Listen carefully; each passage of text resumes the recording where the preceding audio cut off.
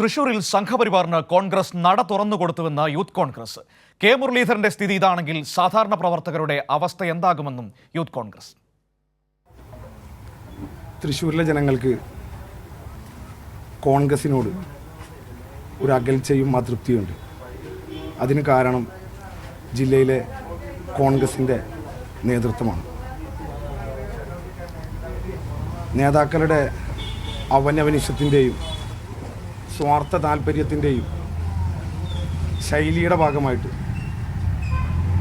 ജനങ്ങളും പ്രവർത്തകരും പാർട്ടിയിൽ നിന്ന് അകലുകയാണ്. ഈ ധാർഷ്ട്യത്തിൻ്റെയും അഹങ്കാരത്തിൻ്റെയും ഫലം അനുഭവിക്കേണ്ടി വന്നത്, ഇതിൻ്റെ തിക്തഫലം അനുഭവിക്കേണ്ടി വന്നത് കെ മുരളീധരനാണ്.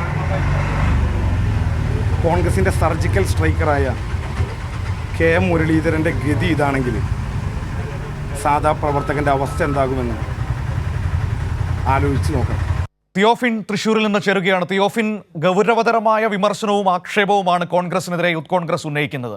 അതായത് ഈ സുരേഷ് ഗോപിക്ക് തൃശ്ശൂർ കോൺഗ്രസ് കയ്യിൽ കൊണ്ട് കൊടുത്തതാണെന്ന വിമർശനം ശക്തമാകുന്നതിനിടെയാണ് സ്വന്തം പാർട്ടിയിലേക്ക് തന്നെ ആ വിമർശനത്തിന്റെ മുന യൂത്ത് കോൺഗ്രസ് തന്നെ തിരിച്ചു വയ്ക്കുന്നത്.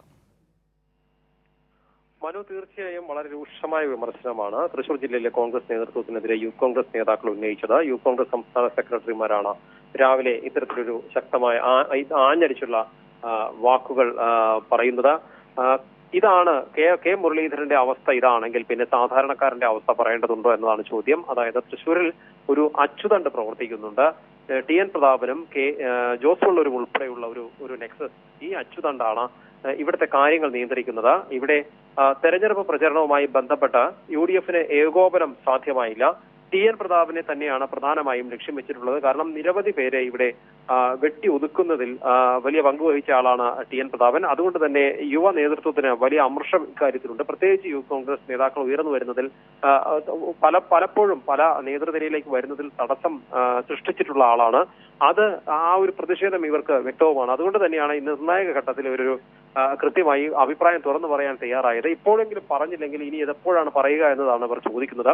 രാവിലെ തന്നെ DCC ഓഫീസിന് മുന്നിൽ പോസ്റ്ററുകൾ പ്രത്യക്ഷപ്പെട്ടിരുന്നു. ഈ പോസ്റ്ററുകളിൽ പറയുന്നത് ടി എൻ പ്രതാപന് ഇനി സീറ്റ് കൊടുക്കരുത്, ഒരു വാർഡിൽ പോലും ടി എൻ പ്രതാപന് ഇനി സീറ്റില്ല. അതോടൊപ്പം തന്നെ ജില്ലാ കോൺഗ്രസ് നേതാവ് president DCC president Jose Vallur രാജിവെക്കണമെന്ന ആവശ്യവും ഈ പോസ്റ്ററിൽ ഉണ്ടായിരുന്നു. പിന്നീട് സംഭവം വാർത്തയായതോടുകൂടി നേതാക്കൾ ഈ പോസ്റ്ററുകളെല്ലാം ഇവിടെ നിന്ന് നീക്കം ചെയ്തു. ഇതിനുശേഷമാണ് യൂത്ത് കോൺഗ്രസ് പ്രവർത്തകർ മാധ്യമങ്ങളെ കണ്ടത്. യൂത്ത് കോൺഗ്രസ് നേതാക്കൾ പറയുന്നത് പ്രതാപന്റെ നിർണായക സ്വാധീനമുള്ള നിരവധി മേഖലകൾ തൃശൂർ മണ്ഡലത്തിലുണ്ട്. പ്രത്യേകിച്ച് നാട്ടിക ഉൾപ്പെടെയുള്ള മേഖലകൾ. ഈ നാട്ടികയിൽ പോലും ഒരു മുന്നേറ്റം ഉണ്ടാക്കാൻ കെ മുരളീധരന് കഴിഞ്ഞില്ല. അപ്പോൾ ടി എൻ പ്രതാപൻ അവിടെ സ്വാധീനം ചെലുത്തിയിട്ടില്ല. അതുകൊണ്ടാണ് ഒരു പക്ഷേ വോട്ട് നഷ്ടപ്പെടുത്തിയത് ഈ നേതാക്കളാണെന്ന് ഇവരുടെ ജനകീയമല്ലാത്ത പ്രവർത്തനങ്ങൾ തൃശൂർ ജില്ലയിൽ കോൺഗ്രസിനോട് വലിയ പ്രതിഷേധം ജനങ്ങൾക്കുണ്ട്. ഇതിന് കാരണം ടി എൻ പ്രതാപനും ജോസ് വള്ളൂരും ഉൾപ്പെടെയുള്ള വ്യക്തമാണ്. തിയോഫിനാണ് തൃശൂരിൽ നിന്ന് വിവരങ്ങൾ നൽകിയത്.